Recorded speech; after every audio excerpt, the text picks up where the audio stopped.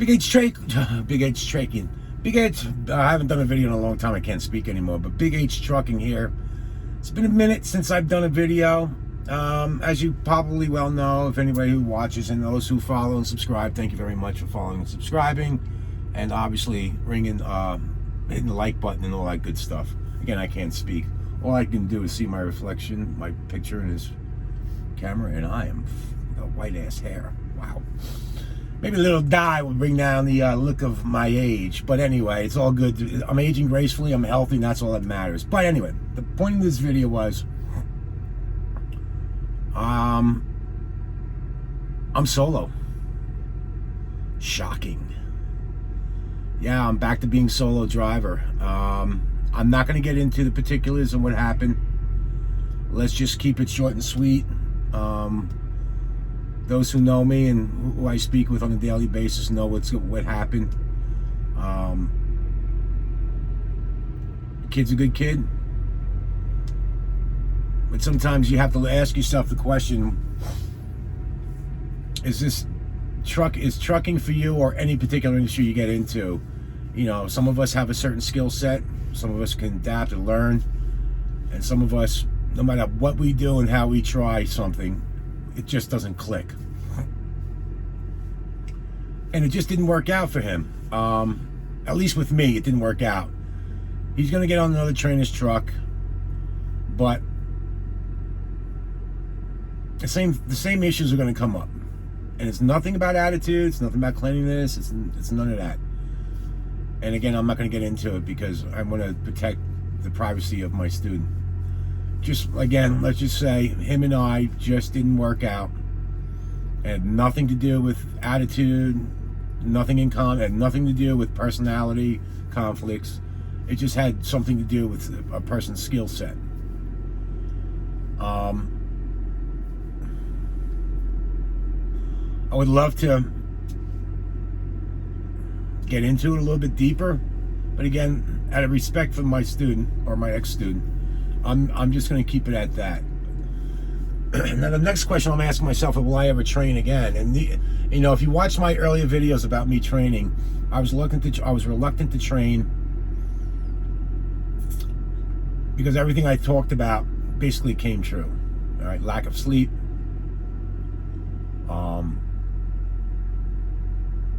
you know,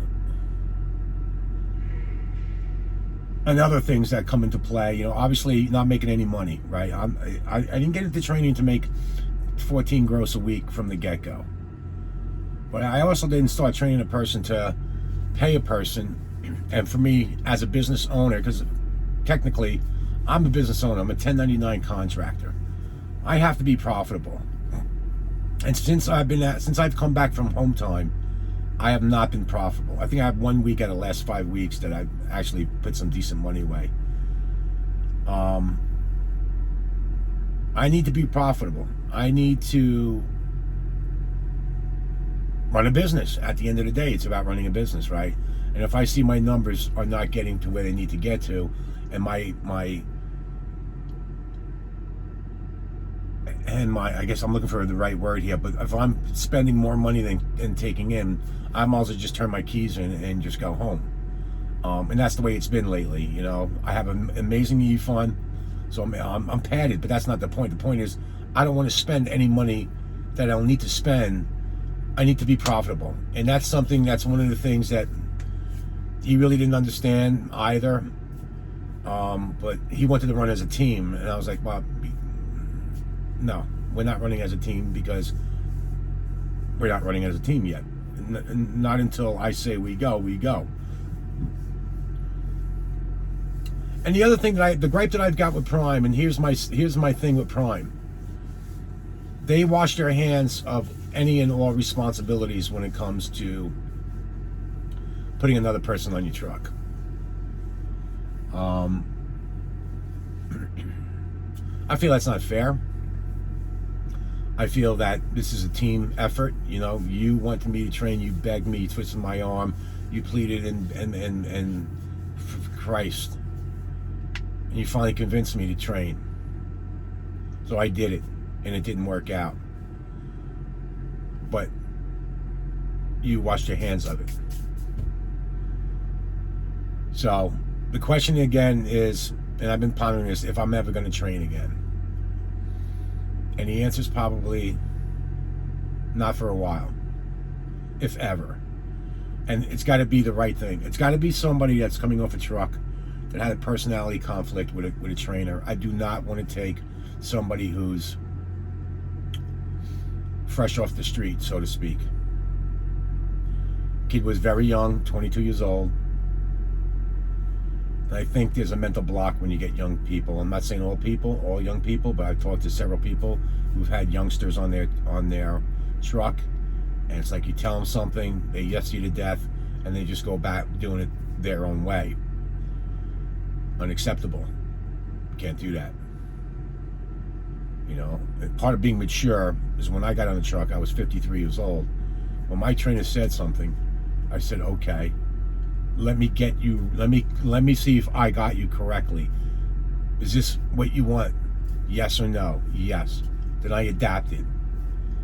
Don't sit here and tell me yes, and you go back to do the same thing. Again, with the scenario that happened had nothing to do with him being disobedient, nothing to do with him being unhygienic, nothing to do with personal conflicts, nothing to do with it. It's just things just didn't work out. I'll leave it at that. And again, I'm a little upset with Prime about the whole situation because, again, Prime just said, see ya, wouldn't want to be ya. And again, that left a bad taste in my, that left even worse taste in my mouth. Is that a company who hires people, and then we as contractors or employees of that company, no one's ever forced me, don't read between the lines on this, no one ever forced me and put a gun to my head and said you must train. Nope. I did it because when I heard there was X amount of students waiting in line, I felt bad for those students, because the last thing I would want to do is come to a place, pass my test, and then go back home. Regardless of whether you're paying me or not to sit at home, which is a plus, but I want to continue. While the iron's hot, I want to keep striking that iron so I can shape it and mold it. I don't want to sit back for 2 months or 2 weeks or 3 weeks. And I felt bad. So that really got me emotionally. So, all right, let me throw my hat in the ring. But it turned out to be a complete disaster for me. I mean, really an ultimate disaster, and it ended pretty badly. Again, nothing to do with personality. Now, I asked myself, will I ever train again? A couple minutes ago on the video. My answer has got to be, it's got to be the right storm. I'm never going to take somebody off a PSD, and if somebody calls me and says they did their training on the pad, the next answer is, sorry, I'm not doing it. Prime is at fault for that. Prime should make sure that each and every student, before they take their test, should get some road experience. Should know what it's like, the lifestyle that it takes to do what we do day in and day out. It ain't easy, dude. It ain't easy, people. It's not.